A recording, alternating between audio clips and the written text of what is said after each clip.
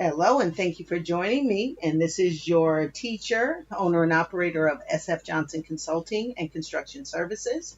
And in this small snippet, we are going to discuss the ceiling plan for our series of our study of the plan reading basics.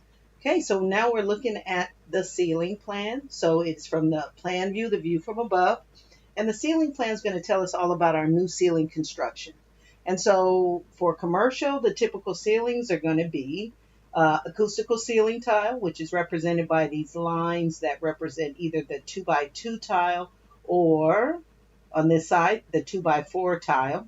And each of the rooms, it's going to have a ceiling tag or room tag, ceiling tag that's going to tell you two things. It's going to tell you the type of ceiling finish, and it's going to tell you the height of the ceiling.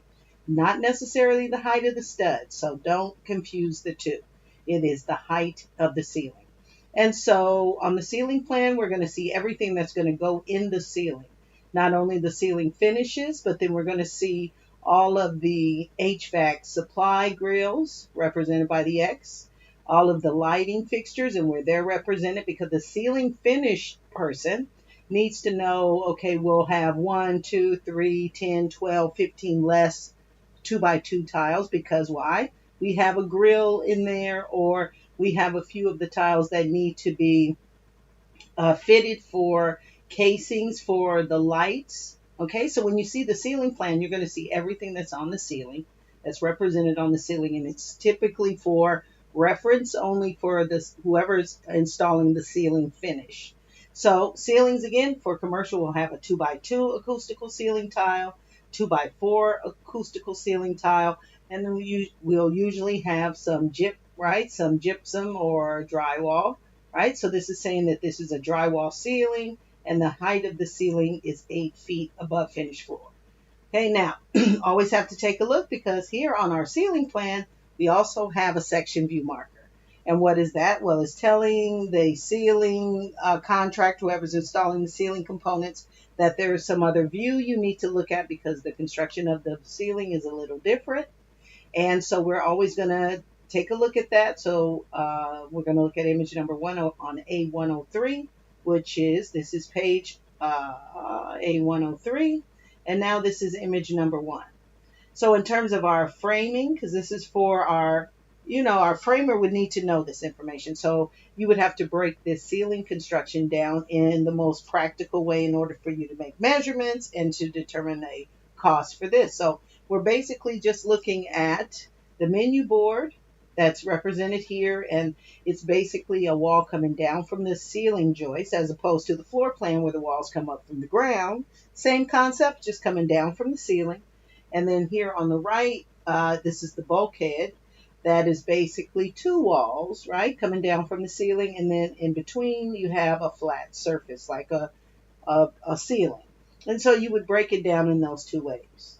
And so how we would break it down, anytime we have a wall, we need two dimensions. What's the height of the wall? What's the length of the wall? And then we can determine the ceiling framing for this set or this section of wall. We know the height is 4 feet 10.5 inches, and the length corresponds to the menu board, which is from the plan.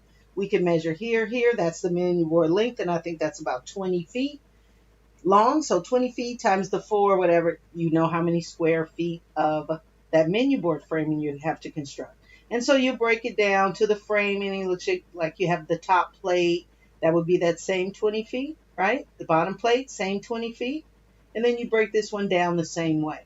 And so basically what you have is two walls that are 3 feet, 10 inches, whatever. Excuse me. You can combine that and say you have 7 feet worth of wall times what's the length of the bulkhead, right? The length of the bulkhead is this length, whatever that is. I think I can. Oh no, we have to change the scale. The scale is different. And see, when you're looking at a set of construction documents and it's trying to tell me that that's 4 feet, that's obviously not 4 feet, right? 5 feet, 4.9. So that tells me, oh, something's wrong with the scale. But yeah, I was using the scale to measure this, right? And this scale is for every 3/4 of an inch, it's 1 foot, but I should have had it on this scale, which is much different. And so, yeah, the measurement's going to be different. Where the scale for this is, for every quarter of an inch, it's 1 foot. So I have to make sure I change the scale, and that's important, or else you'll be measuring stuff wrong. All right, now we can go back and see what's the actual length of that bulkhead length right there. If I click on it again, it's 15 feet. That makes a way more sense, right? So we can round that up to 15 feet times, well, we say 2 times these lengths. So now you see these lengths have changed because the scale has changed. And so scale is very important when you're looking at a set of construction documents that it is correct, because it's obvious the menu board bulkhead is not 12 feet. Okay, that makes sense. All right, so ceiling plan tells us all about our ceiling construction. If there's a section view there, you need to follow that section view so you'll have a good idea of the construction of that. And you see it can become complex, very much so. But when we're talking about framing, all we need are 2 dimensions. What's the length and what's the height? And for the ceiling plan, we're typically going to get areas. So we know the area of this bathroom area is about 200 square feet for the bathroom. And we cut off the area for this, so we would determine that area plus the wall construction here, wall construction there, wall construction there. That would be the ceiling in terms of our framer. And then if we're the acoustical ceiling tile person, we're going to measure the area of all of this, of the 2 different types. Okay, so this is the ceiling plan. It tells you all about the new ceiling construction. If we're the framer, we're looking for any drywall construction or that bulkhead construction. If we're the acoustical ceiling tile professional, usually they don't do the same thing. So if I'm doing the drywall, I'm usually not doing the ACT, or I might. It really depends. But we always break that down separately, of course. Okay, but the typical framer is not going to do the acoustical ceiling tile. Okay, so it shows us everything on the ceiling for reference. So we know if we are installing the acoustical ceiling tile, we know we have a couple less tiles because we're going to have a supply grill for the for the HVAC system, and a couple, a few have to be specialty made for the can lights that are going to be coming through that. Okay, so that's pretty much all you need to know about the ceiling plan. All new ceiling construction, each room is going to have a ceiling tag that tells you 2 things: the ceiling finish and the height of the ceiling. If you have any questions about any of the information, please make sure to visit our website, www.sfjohnsonconsulting.com, and fill out our online office hours, and we'd be happy to set some time aside for you to go over this one by one.